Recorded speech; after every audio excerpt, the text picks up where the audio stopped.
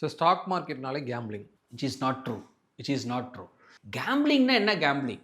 ஈக்விட்டினா கேம்பிளிங்கா? Stock மார்க்கெட்னா கேம்பிளிங்னா ஆமாம், speculate பண்ணுறவங்களுக்கு gambling.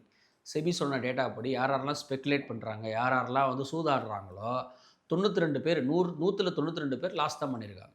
அவங்களுக்கு அது வந்து கேம்பிளிங். யார் யாரெல்லாம் வாங்கி வாங்கி விற்று நஷ்டம் அடைகிறாங்க இல்லையா, இந்த ஷார்ட் டேர்மில் ப்ரிடிக்ட் பண்ணி டே ட்ரேடிங் பண்ணுறேன். ஏன்னா டே ட்ரேடிங் இப்போ அவ்வளோ இதாக இருக்குது ஆக்சுவலாக. காலையில் வாங்கி சாயங்காலம் விற்று, காலையில் வாங்கி அடுத்த நாள் விற்று லாபம் பண்ணால் நீங்களாலும் வேலைக்கே போகணும். டெய்லியும் இதை பண்ணிகிட்டு இருக்கலாம். நிறைய பேர் என்ன நினைக்கிறாங்கன்னா, வேலையை விட்டுட்டு நம்ம இதை பண்ணலாம், இதை பண்ணாலே நம்மளுக்கு வருமானம் வரும். Money is not that easy to make. இது நம்ம கிளியராக புரிஞ்சுக்கணும். யாராக இருந்தாலும் வேலை பார்க்கணும், உழைக்கணும், சம்பாதிக்கணும், பணத்தில் கொஞ்சமாக சேவ் பண்ணணும், அதில் கொஞ்சமாக வேறு அசட் கிளாஸில் முதலீடு பண்ணால் பணக்காரன் ஆக முடியும். யாருமே இன்வெஸ்ட்மெண்ட்ஸ் பண்ணி கேம்பிளிங் பண்ணி பணக்காரன் ஆக முடியாது. ஸோ நீங்கள் ஷார்ட் டேர்மில் இந்த மாதிரி ஸ்பெக்குலேஷன் பண்ணிங்கன்னா ஸ்டாக் மார்க்கெட் ரிஸ்கி தான்.